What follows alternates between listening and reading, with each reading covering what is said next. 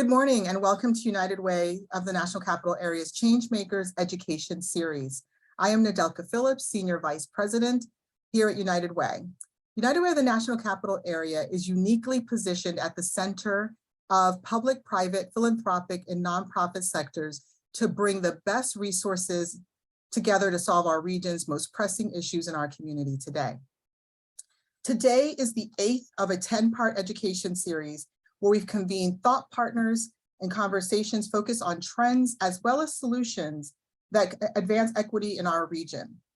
Over the last year, we've covered topics such as women changemakers, men of color, a vision for economic justice, engaging youth in voting rights, and addressing systemic barriers that create health disparities during a public health crisis. Our topics cover the intersectionality of gender and equity, racial equity in program design and effectiveness, the impact of COVID-19 mental health, and much more. During our conversation today, we are learning more about how our community members in our region can access volunteer income tax assistance, otherwise known as VITA, as well as the Earned Income Tax Credit EITC programs, and the impact that this can have on advancing equity for individuals and their families in the National Capital Area. I am honored to be joined by Reginald Exum, Vice President, Community Relations Market Manager with Citi as my co-moderator. Reginald joined Citi in 2008, and in his current role, he focuses on implementing strategies and building relationships with organizations that conduct programs in financial capabilities, youth economic opportunities, small business and affordable housing in low and moderate income communities. Reginald has worked in financial services industries for more than 20 years and has held positions in commercial loan analysis, market research, residential mortgage lending, and bank operations. Reginald, welcome and thanks for being here with us today. Great, thank you, Nadelka. It's my pleasure to be with all of you today. Thank you to the audience for being here and for giving me this opportunity to help lead this important discussion. To put this into perspective and give our audience some background on EITC and VITA and the programs and needs in our regions, let me share the following. The Earned Income Tax Credit is a tax credit provided to low and moderate income working people. It supports the imbalances of the tax system where individuals who earn significantly less than others receive a financial boost to support their households. It's also important in advancing equity as people of color, women, and immigrants are often overrepresented within the underpaid and low wage sector. The Internal Revenue Service estimates that 20% of tax filers don't claim their EITC. The amount of EITC varies based on income, filing status, and the number of qualifying children. And EITCs lift a larger share of non-white and Hispanic populations above the poverty line. The Volunteer Income Tax Assistance Program is a free tax preparation service available to low and moderate income households who earn less than $59,187 per year. These VITA programs can be leveraged to support clients with important information and resources that can help them reach their financial goals.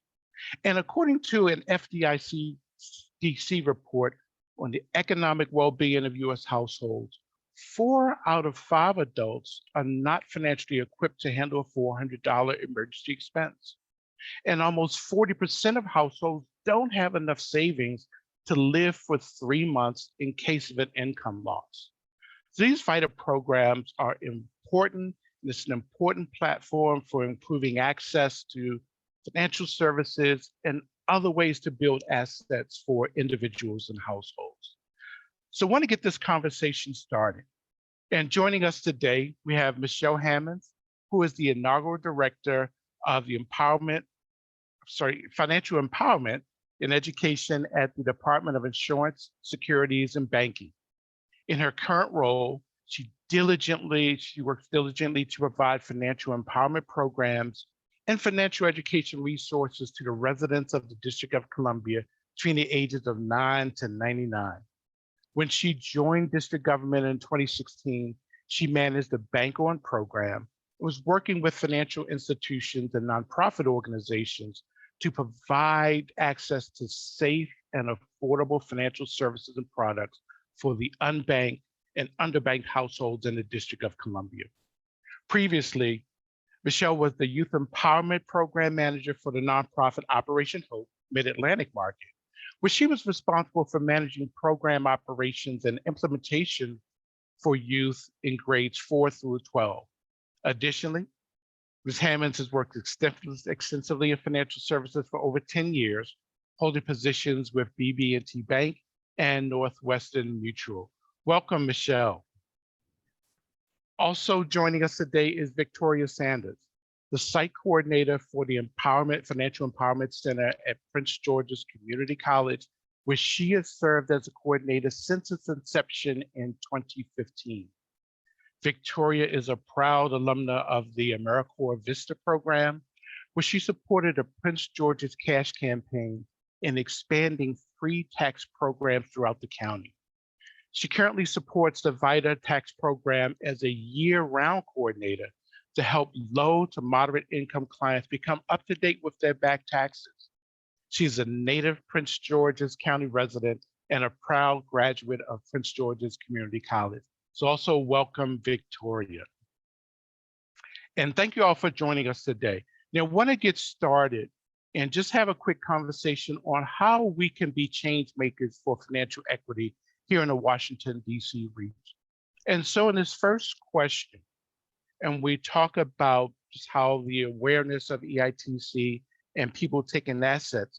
So I want to open the question and say, how can we make EITC more inclusive to the diverse needs of our ALICE population? And what we mean by ALICE, those who are asset limited, income constrained, but yet still employed. So I want to start with Victoria. Victoria, how would you answer that question? Yes, thank you, Reginald, and thank you, United Way, for having me today. So for this particular question, when I first saw the question, my first thoughts were to making it more accessible to our I-10 population in our area, and then also reducing the minimum age limit. So for most years, the age limit for EITC is 25, at least 25 years old, and no older than 64 years old. But that kind of takes out a lot of our population under that also still needs that support with EITC. So I would say reducing that limit. I know over the past couple of years, because of COVID, that limit was reduced to age 19, actually. So the minimum age limit was reduced from 25 to 19. And then for students that were attending school, at least part-time, that age limit was reduced from 25 to 24. So it did support a lot of our community members. And this year is going to be a little different. So I think that keeping it that way, reducing the age limit would support more of our community. And then also, as I mentioned, making it more accessible for I-10 users. That is pretty much almost half of our population are those who are either undocumented or don't have a social security number. And also, unfortunately, some families, one of the spouses may have a social security number, and then the other may have an I-10, and that also takes them out of the running to get the EITC, which isn't fair. So I believe that extending that would be better. Some of our states have extended that in their EITC. I know for the state of Maryland, they have it where some I-10 users are eligible to get the EITC on the state side, but I think it needs to expand on the federal side as well. Great, thank you, Victoria. Michelle. Excuse me. Thank you, everyone. And thank you for having me here today with the United Way. I would say, as we're looking at that, Victoria hit many of the key points. And I don't have too much to add to that, but I would say here in the District of Columbia, we have had the opportunity to really think about how we can expand efforts in really impacting these families that are considered asset limited, income constrained, and employed. And those individuals are those that really may be working but still living paycheck to paycheck. And we want to make sure that we're able to provide those resources. The District of Columbia has looked at expanding what we're offering to individuals that are considered undocumented, which is new this year in our tax code as well. And also we've increased the match. So you are able to do earned income tax credit on 2 levels. First, you have the federal filing, and then you have your state filing, and that may be different in each state with what is required. However, in the District of Columbia, we have increased our match to the federal government from 40% to 70% in this particular tax year. So these are some of the ways that earned income tax credit, as well as many of the other credits that are available when people take, when they do and file their taxes, is one of those ways people can benefit. I think one other thing is people need to file. If you think that you don't qualify, you will never know unless you file and see what credits you would benefit from. So how do we expand that? Making sure you're filing, making sure you are, if you are eligible for free income tax preparation, that you consider doing that as well.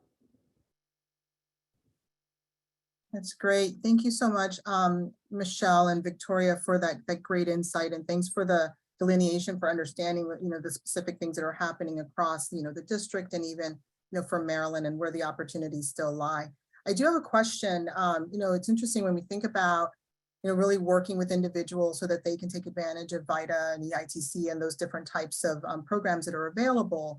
How do you think that participating in these programs, EITC, VITA, really support the financial health of the overall community? I mean, we talk about individuals, but how does it really help to support the overall community? And I'll start with you, Victoria.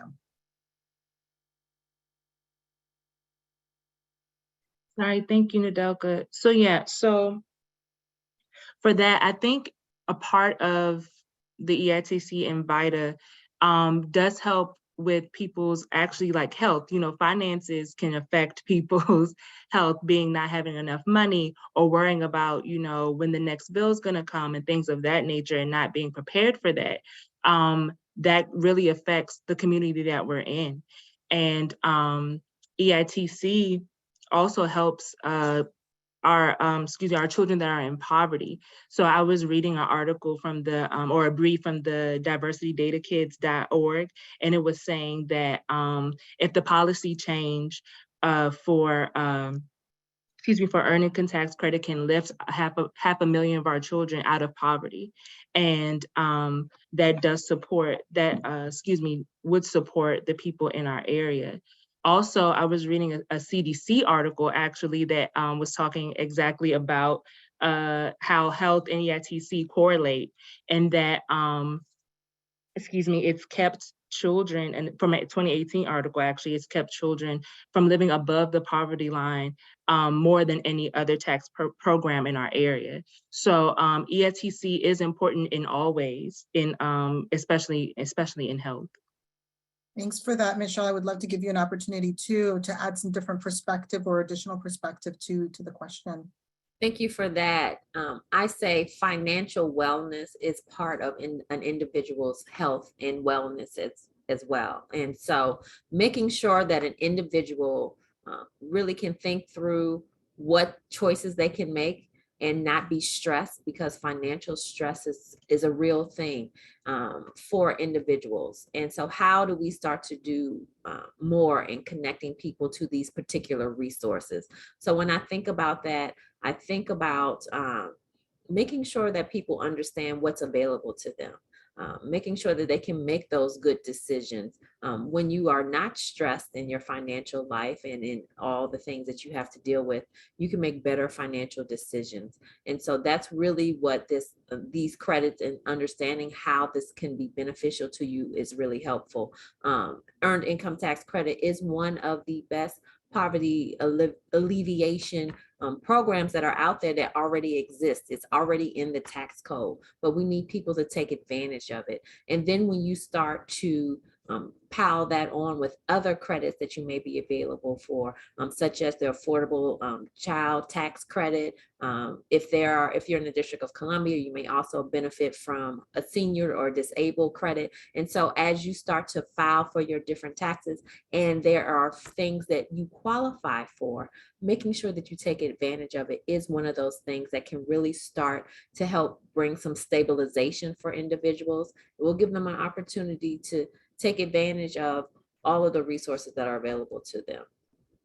Yeah, thanks for that. And before I turn it back over to my co-moderator, Reginald, I want to also talk a little bit about, just because you're talking about, quite honestly, the mental health of an individual that has a lot of stresses around their finances.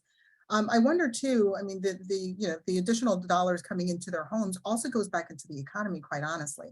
So if you can touch a little bit on that, even on how that could even help, our overall community there. Michelle, if I can start with you. Sure. I think it's a vital part when people are able to have that stability. They are able to give back into the community. For many examples, an individual may get up for the earned income tax credit up to, where I just want to make sure I have the right number. You may see anywhere from $2,800 to up to $5,900, depending on what your particular filing situation is, what are your household requirements, how many children you may have. These are all areas that can impact the amount of money that you may receive. We recently hosted an earned income tax credit event for the District of Columbia, and we had a testimonial from a lovely woman who mentioned that she was able to get herself back on track with some of her bills and be able to pay for things for her children for their extracurricular activities. And so these particular credits, these are real change makers in individuals' lives. And we want to make sure they have an opportunity to benefit from it. And so those are some of the ways that you can really start seeing it impacting in the community and in the economy. Great, thanks, Michelle. And actually, I want to follow up with that with Victoria, because Victoria, you're there in the Financial Empowerment Center in Prince George's County, and we've had an opportunity to work directly with a number of clients. Michelle just shared one way in which she saw how people can take advantage of what they can do once they're able to take advantage of that. Can you share some of the success stories that you've been aware of your work there at the Financial Empowerment Center? Sure. So because of the earned income tax credit, we've had quite a few people who, as Michelle was saying, actually didn't know that they were eligible for earned income tax credit. So when they saw it, they're like, oh, I can pay this bill, or I've been waiting. I needed this for food for my kids and things like that. We've seen a lot of that, but also we have seen a lot of people who've had back tax debt. And when they saw that they had earned income tax credit and reduced it significantly, they were very happy. They were very grateful that the credit existed, because they actually were able to use that to pay whatever debt that they already had. And it reduced their debt significantly. So those are some of the ways that we've seen it at the Financial Empowerment Center. And then also we've seen it where people were like, oh, now I can get savings bonds for my kids, or I can start building a savings, an emergency savings for us. That's what I've been wanting to do. And I've seen that a lot with a lot of our population coming through the Financial Empowerment Center. Great. And when we hear stories like that, and we hear ways in which people have been able to take advantage of it, but yet we still hear that 20% of the population nationally still do not take advantage of that credit. What external factors do you believe impede an individual's ability to access these programs? And I'll stick with you, Victoria, on that question based on what you've seen. Sure. I see, I think what impedes people's access is the fact that there isn't enough marketing, honestly, on the credit and on the free tax sites. A lot of the people who I see like, oh, I didn't know this existed. I wish this free site existed years ago. And I tell them, well, we've been here almost 20 years, and we've sent out, marketing and things like that. But I think it needs to be more broad and more more accessible to people. You know, we always see during this time, we see more of the commercial tax sites. There's commercials for those, but not a lot of local sites, or I don't see a lot of commercials for the free tax sites, or even commercials on or advertisements on earned income tax credit. And I feel like that is something that would significantly help the people around us. Radio spots, things of that nature could allow our community to know more about what's going on. And then also pretty much like the lack of education on the credits, period. A lot of times people just don't know what the credits are for and how it can be helpful to them. A lot of people may not also have may not have a tax requirement. So as Michelle mentioned earlier, they may not file their tax returns, but they may be leaving money there because they don't have, I don't meet that limit to file my taxes, so I'm not going to file it. But they don't realize that they may be getting, $500 or so, or something that they're leaving on the table that they could get. So I think those are some of the things that could support the lack of access. And then, like I mentioned, I think before, expanding VITA, making sure that there are more VITA sites in our areas, in our county, and in our nation, making sure that we expand that throughout. Great, great. And Michelle, you, from a policy perspective and from your lens with the Department of Insurance, Securities, and Banking, how would you answer that question? What internal factors are you seeing that are impeding people's access to these programs? One of the things I think that externally impacts people is fear of the IRS. Those are three of the most scary initials, but they don't have to be scared. You just have to know what the process and the procedures are. And sometimes because you're not familiar with it, you're not necessarily clear on how this can impact you in a positive way. And so, and also to Victoria's point, I think that marketing around and conversations around the earned income tax credit, free tax preparation, and how to benefit and utilize those programs are really what we're trying to do here in the District of Columbia to make sure people are aware. So having conversations like this today, putting out more marketing material, making sure people are available and know about the free tax preparation sites, and if they qualify to participate with those free tax preparation sites. As Victoria said, there is a ton of marketing around paid preparers, and that is not always a bad situation, but you do need to know your options and what is available to you. So if we can step away from our fear and really kind of embrace and start to learn what is available to us, I think that will be very helpful for this particular community so that they can really benefit from this poverty alleviation tool that is really already out there to help you as a worker. Great, great. And I'll stay with you for a second and just give you an opportunity to share. How has your organization, or what measures have you taken to reduce some of these barriers? So the District of Columbia Department of Insurance, Securities, and Banking, through the efforts of Mayor Bowser and our Commissioner, Kamarima Woods, we have a significant effort to make sure that we promote earned income tax credit through our nonprofit organizations that are available here in the district.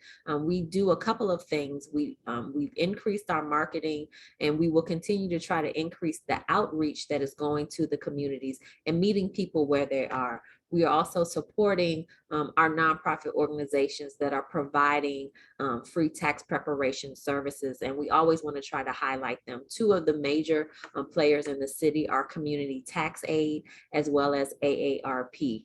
Both provide access to free, good, I will also say very good tax preparation services. Everyone that goes through the VITA program has to be trained appropriately and get an IRS certification so that they can do those tax preparation services.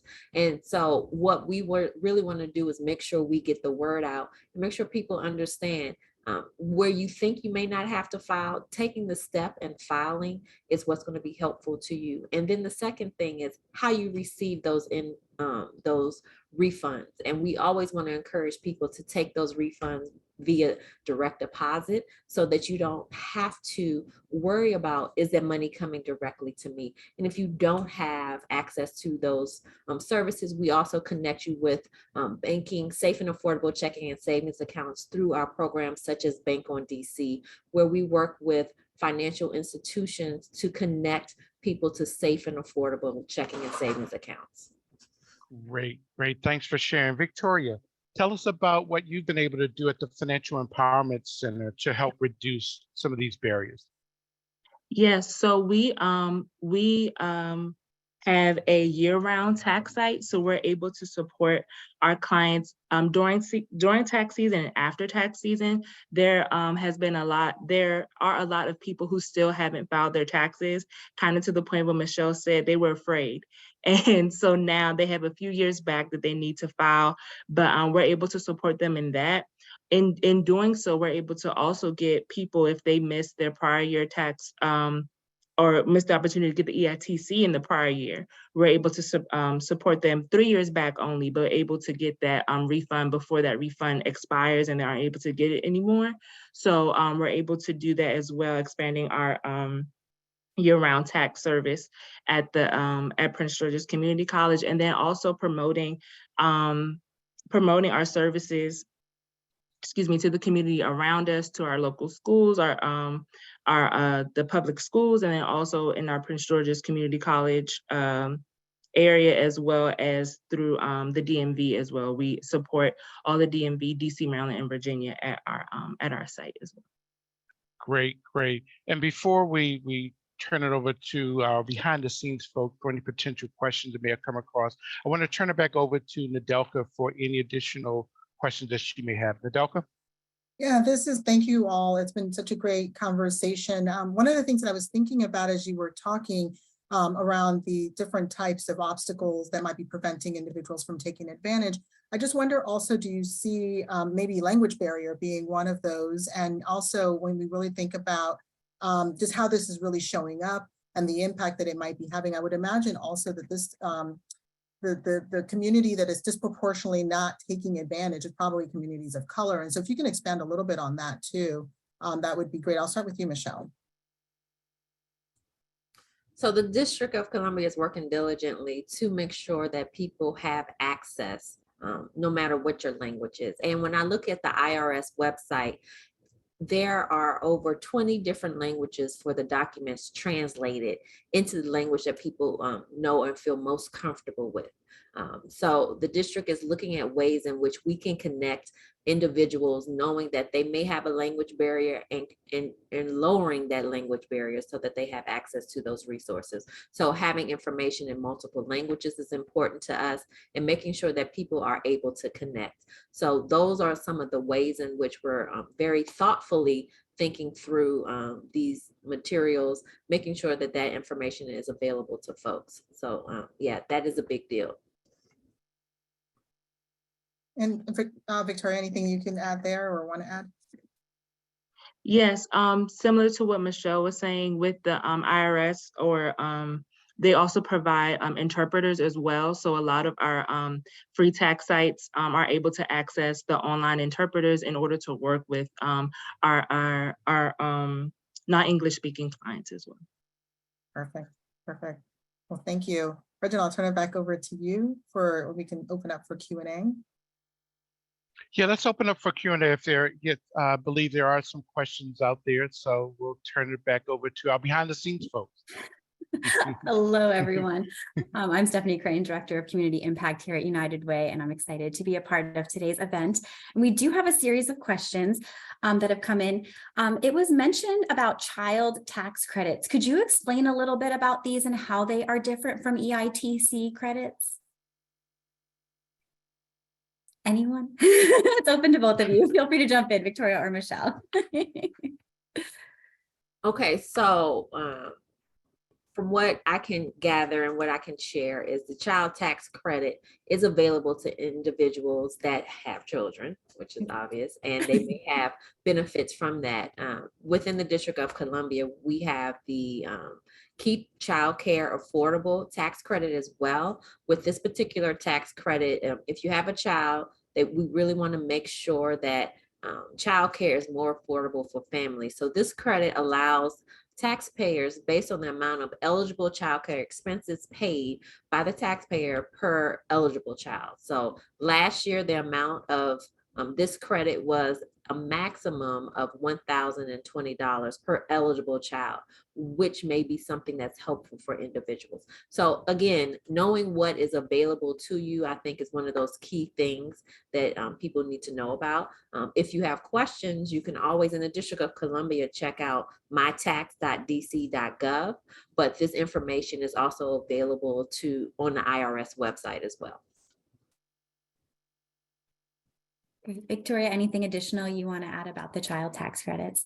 Sure. Yes, the child tax credit is specifically for those who have children under the age of 17. So a lot of people do fall under that. You can get as much as up to $1,000. There's also the additional child tax credit as well, which is the refundable portion of that.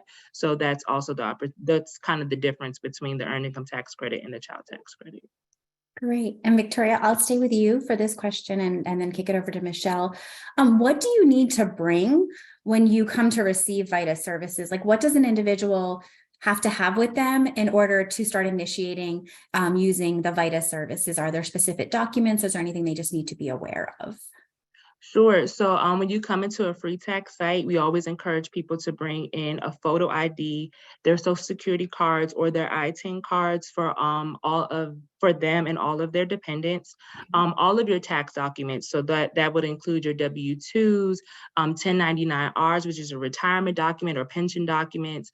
If you have Social Security, you bring your Social Security documents as well, and any other additional documents. So if you tend to itemize, you can bring in your mortgage interest documents, your charitable deductions, things of that nature. If you give to Goodwill or if you give to your church, those are some of the documents that you bring. If you have any stocks or bonds or things of that nature, you can bring some of those as well. And then there's some other tax documents that I believe I'm missing, but those are the majority of what you would bring to your site. Just making sure that you have your photo ID and your Social Security card. I always remind people, even though you've come to a tax site or have gone to a tax site multiple times, they still need to see your Social Security card, not a photocopy majority of the time, because IRS just wants to make sure that your identity is you are who you say you are. So even if we saw you last year, I still need to see your Social Security card again. But then also, speaking of identity, some people have ID pins or identity theft pins that IRS issues to them in the mail. That is also important to bring to your session, because if you don't, most people aren't able to electronically file without those. So check to make sure, checking your mail just to see if you have had identity theft in the past. IRS will send you that ID pin, and every year it's a new pin. It's not the same pin, and you bring that to you during your session. Great. Michelle, did we miss anything? Anything you want to add there? Or if you don't have any of those documents, are there alternative documents you're able to bring?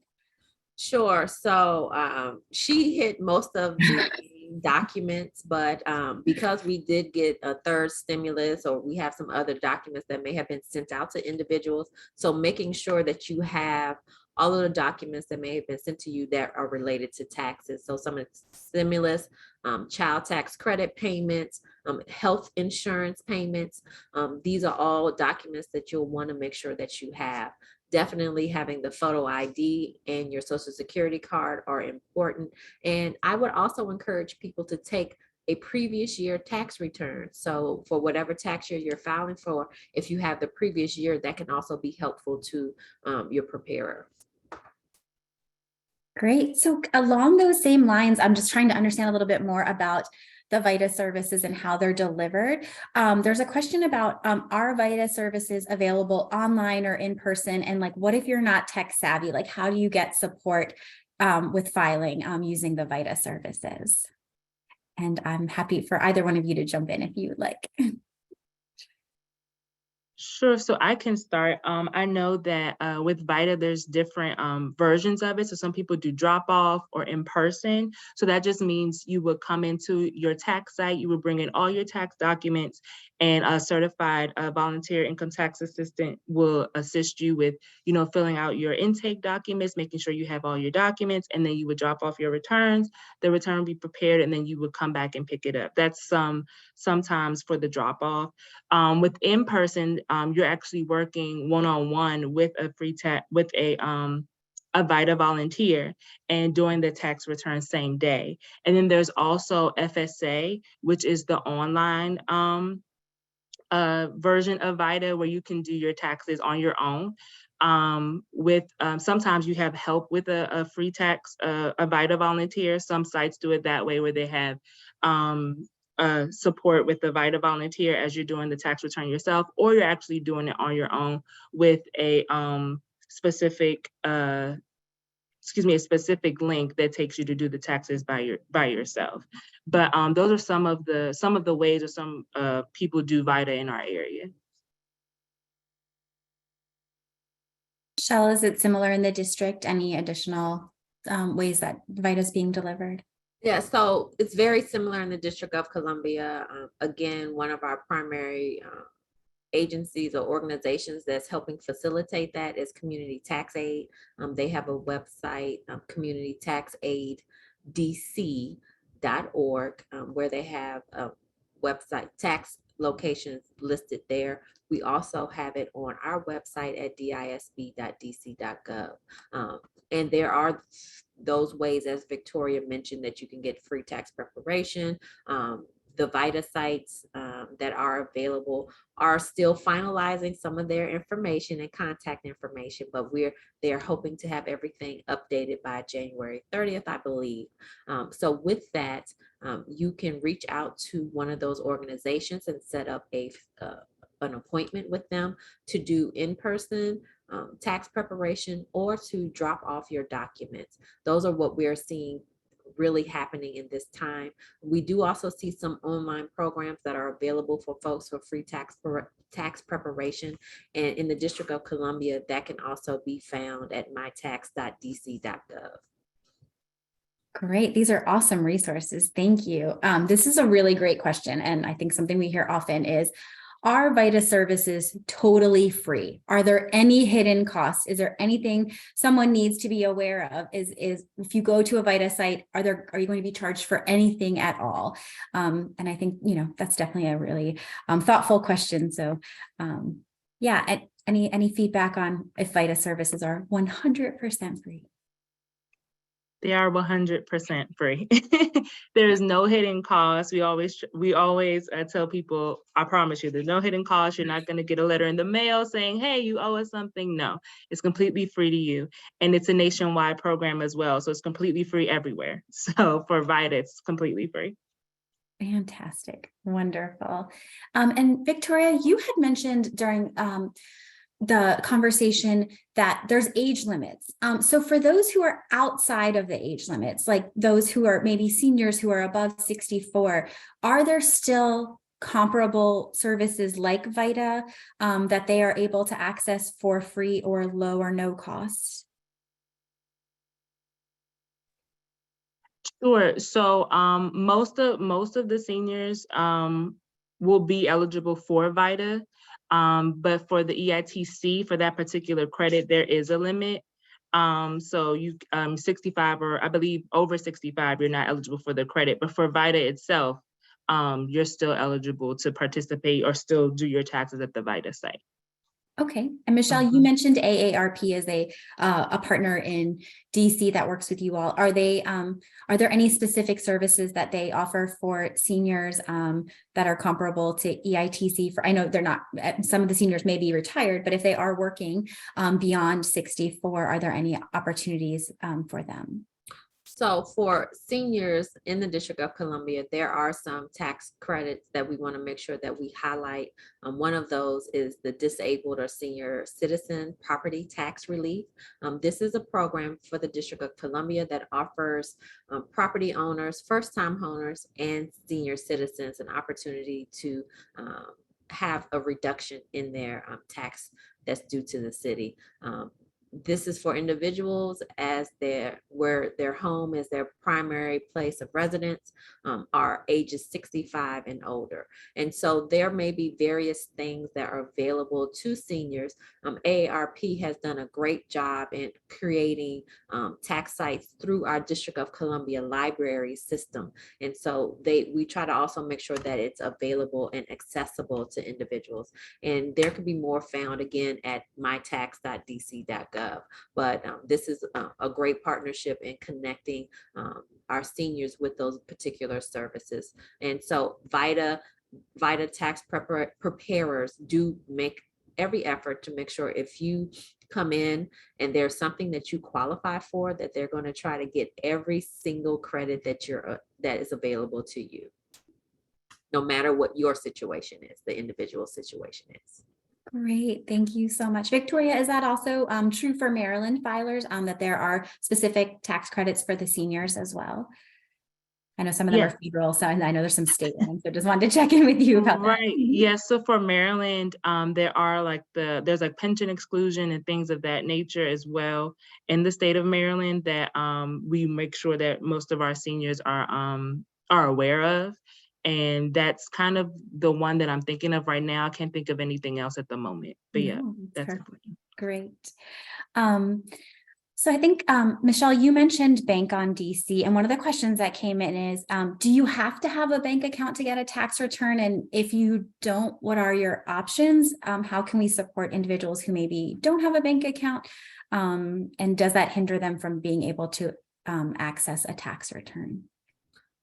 So for folks to access their refunds from their tax returns, you do not have to have a bank account, but for you to get it the most expeditious way, you want to have it delivered to you via direct deposit from the IRS.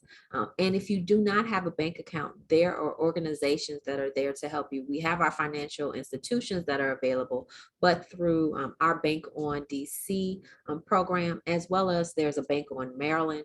Both organizations have a public-private partnership with financial institutions to give people safe and affordable checking and savings accounts, where you can have that account that is free, low to no cost. You may even have accounts that are $5 or less for monthly maintenance fees that are available to individuals. So there are many efforts to make sure that you have access to those services.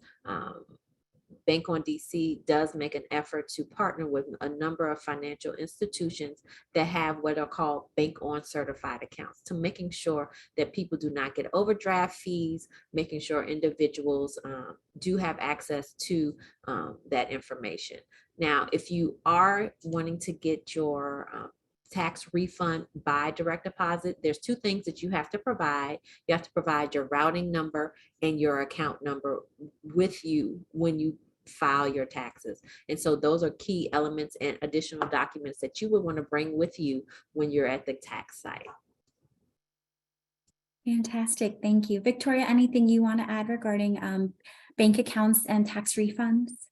Yes, I also wanted to speak on Bank on Maryland as well. We do also have Bank on Maryland in the state of Maryland. So you can go to bankonmaryland.org to find out the local bank on participating institutions in our area that also can support if you do not have a bank account. Fantastic, thank you. Oh, this is a great question. With all of the changes to tax credits and tax laws and tax codes, how can you sort of stay on top of what you might be eligible for? Is it better to just go to the VITA site? Are there places you should be checking in? And how do the VITA providers stay on top of these consistently changing tax codes and laws as well? And either one of you are welcome to jump in. Well, I can say every year the tax code does change, and anyone that is providing tax preparation through the VITA sites, they have to go through training. And so there is a very systematic way to determine who qualifies for which credits and which information. So when you go see a VITA tax preparer, they have been trained on the new tax codes. They have been trained on what is available to you, and they go through a process to identify through their intake process what you may qualify for. And so it is a very regimented way in which it is happening. So you don't have to know the tax code, but if you want to look up to see what you may qualify for, I would encourage folks to look at the IRS website to see what you may qualify for at irs.gov. And also in your particular state, they may have different qualifications and different products that different resources that are available to you. And I'll turn it over to Victoria since she does that every day. She has probably even more insight than me. Thanks, Michelle. No, you hit pretty much everything on the head there. Yeah, so just making sure that if you want to know for yourself, going to the irs.gov website and your state site as well. And then in addition to the trainings that we have, there's also a lot of different webinars that are out there that explain about the different tax changes that are going on. So those are different ways that the VITA volunteers are trained, and also there should be local webinars for a community as well to know about what's going on in with the different tax changes. Excellent, thank you. And I think one final question is, if you are interested in becoming a VITA provider, how do you do that? Are there places you can sign up?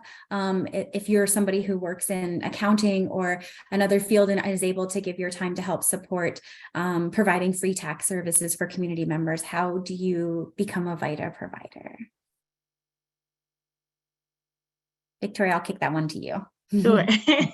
Yes. So there's different ways in order to volunteer or participate as either a VITA provider or also as a VITA volunteer. So to become a VITA volunteer, you can actually go on the IRS's website, irs.gov, and there's an area where you can actually search and find how to be a VITA volunteer in your area. You can also work with United Way as well. I know United Way has the volunteer portal area where if you want to sign up to volunteer for taxes, you can do that as well. And then just your local like cash campaigns and things of that nature. They also do they're always looking for volunteers in that area. Sometimes they're volunteer match. There's different on there as well. People are able to find a place to volunteer for VITA. And then to be a VITA provider, someone who wants to run a VITA site or create a VITA site, you can go to irs.gov and sign up with them there.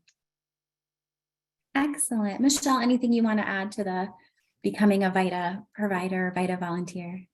As a former VITA volunteer, I think it's a very rewarding thing to do, and especially sharing your expertise. I will say every tax season, they start to look for volunteers starting in December, so that you can go through training. Some of our tax sites and some of our VITA programs may be shutting down the ability for people to sign up at this point for this particular tax season. Each jurisdiction is going to be different, but I encourage you to look at the IRS website, look at various organizations like United Way of the National Capital Area or Community Tax Aid for opportunities to volunteer. And there's many ways in which you can volunteer. As Victoria mentioned, you can be an intake volunteer. You can have an opportunity to help and actually do the tax preparation, or even being a reviewer. So there's many ways in which people can utilize their skills to help in this area. Excellent. And sorry, one final question. With tax season, I know sometimes there's extensions, but as of right now, understanding this may change, what is the planned sort of end date for tax submission? Is it April 15th this year? And then Victoria, I know you mentioned there's the opportunity for year-round taxes and filing previous year taxes. What are some of the end dates for those opportunities? Sure. So for this year, the end date is April 18th. It may be different for different states. I believe for the state of Maryland this year is also April 18th. I know last year, I believe it was in July, but this year is April 18th. I'm not sure with DC, but I know for the state of Maryland and for the federal, it's April 18th for those dates. And then for prior year taxes, we always encourage people do your taxes on time, but if for certain reasons you aren't able to, you can still file your taxes after tax season. If you are expecting a refund, we encourage you to file your taxes soon, because after 3 years, you actually will lose that refund. You won't be able to get that back. It won't go to, it won't apply to any debt you have, or you won't get that refund to yourself. So just think about that. Just remember, you can only go 3 years back. And if you are past those 3 years, you won't get the refund that was due to you. So, so those are the kind of the dates there. Thank you so much. Michelle, is that true for the district as well? That is true. The tax deadline is April 18th. And I would like to echo what Victoria just said. Do not wait until the last minute to file your taxes. You want to get those started as early as possible so that you make sure that you can take advantage of any refunds that are available to you in a timely fashion.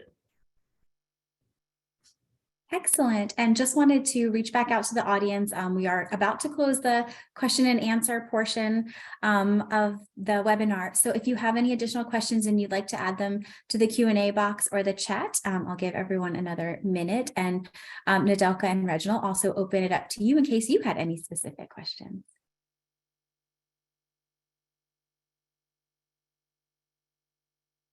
I don't have any additional questions. What a robust conversation. As we wait to see if there's anything that comes in the Q&A, I want to thank everyone for those insights. It was really incredible information that I think will be impactful for the community at large. So thank you very much, Michelle and Victoria, for such great conversation. And of course, my co-moderator and partner in crime here this afternoon or this morning still, Reginald, I really want to thank you for that. So I'm not sure, Stephanie, any other questions come in? Oh, hold on, one just came in. Oh, actually, there's a recommendation for a great, that just came into the Q&A, 15 Believe It or Not Tax Breaks by Kiplinger. There's a link in the Q&A, so please feel free to visit that. Thank you, Heath, for sharing that link and for sharing that information. And again, there is a lot of information out there, but please make sure you reach out to reputable sources. There's also sadly a lot of misinformation out there. So definitely make sure you contact your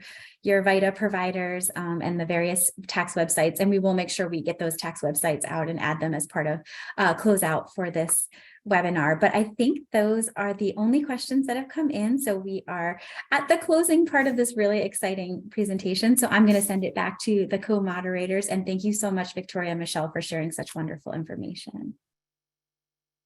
Thank you, Stephanie, for all of that great information that we received and questions. Those were really thoughtful. And thank you again, Victoria and Michelle, for everything that you lent today for today's conversation. So before we conclude, I want to turn it over to my co-moderator to see if you have any final thoughts on today's presentation, anything that you want to add, anything that stuck out for you that you want to underscore for the audience today.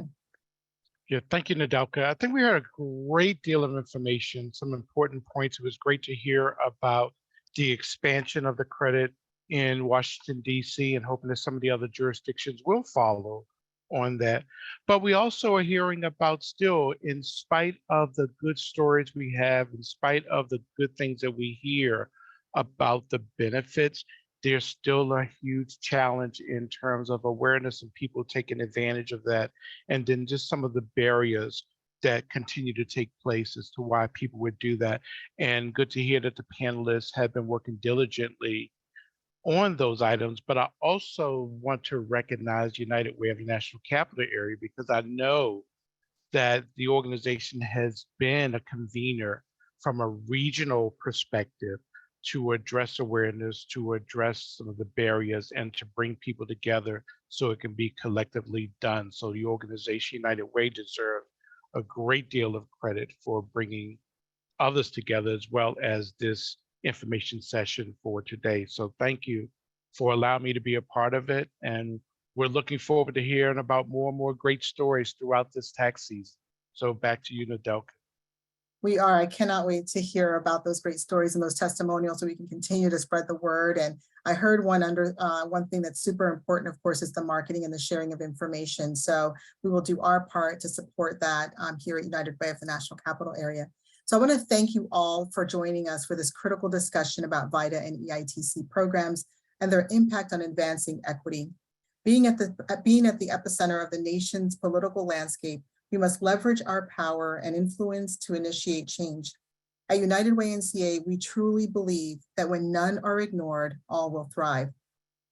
To learn more about how you can get financial support and resources available in the region, please visit unitedwaynca.org/changemakers. That's unitedwaynca.org/changemakers. We hope you all have a wonderful rest of your day and a phenomenal weekend ahead. Thank you again for joining.